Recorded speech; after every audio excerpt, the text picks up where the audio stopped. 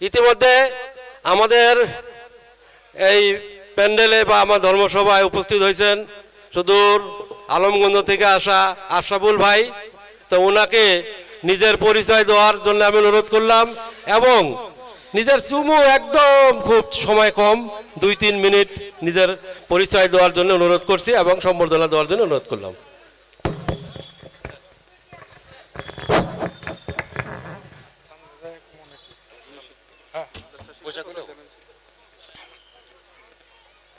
আসসালামু আলাইকুম। আলহামদুলিল্লাহ, আল্লাহ পাক আজকে এই জায়গায় আনছে জন্য আমি আসতে পারছি, তার জন্য সমস্ত কিছু আল্লাহর রহমত। আজকের এই ধর্মসভায় উপস্থিত হতে পেরে আমি খুব আনন্দিত। আমাদের ধর্ম বা ধর্মীয় শিক্ষা, এই শিক্ষার উপর আমাদের বিশেষ কোনো জ্ঞান নাই, কিন্তু একটা কথা জানি যে আমরা মানব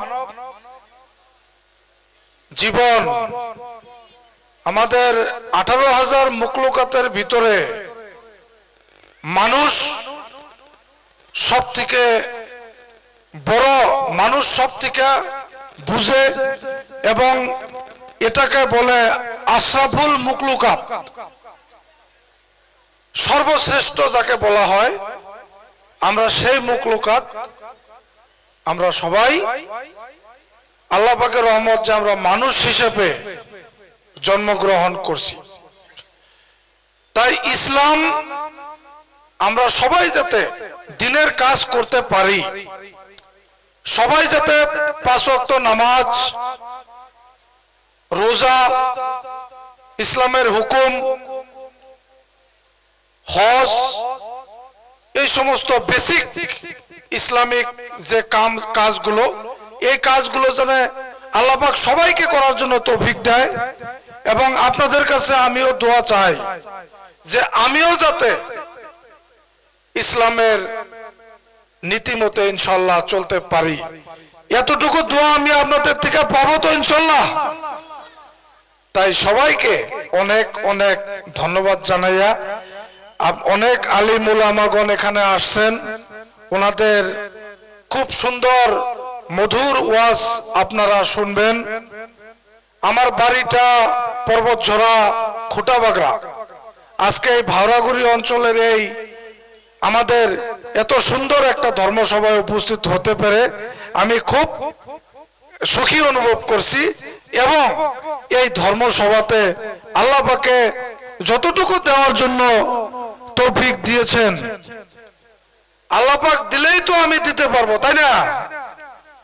কারো বস্তু কিন্তু কেউ কাউকে দেয় না, আল্লাহ পাক কাউকে দিলে ওর থেকেই একটু শেয়ার করা যায়। তাই আমি ইনশাল্লাহ আপনাদের এই সভায় শামিল হয়ে আপনাদের সন্তান হিসেবে যদি কিছু বলে থাকি মাফ করে দিবেন, আর ইনশাল্লাহ আমার জন্য দোয়া রাখবেন। এতটুকু বলে আমি শেষ করছি। আসসালামু আলাইকুম, খোদা হাফেজ। ধন্যবাদ আশরাফুল ভাই। তো ইনি একজন বিশিষ্ট শিক্ষাবিদ, ইনি নিজে একজন উকিল মানুষ আর বড় সমাজকর্মী। যাই হোক, ওনার অনেক মূল্যবান সময় নষ্ট করে এখানে আইসা আমাদের সবার সামনে 2-4 কথা বললেন। তো আমি আমার এই মাদ্রাসার তরফ থেকে ওনাকে ধন্যবাদ দিই।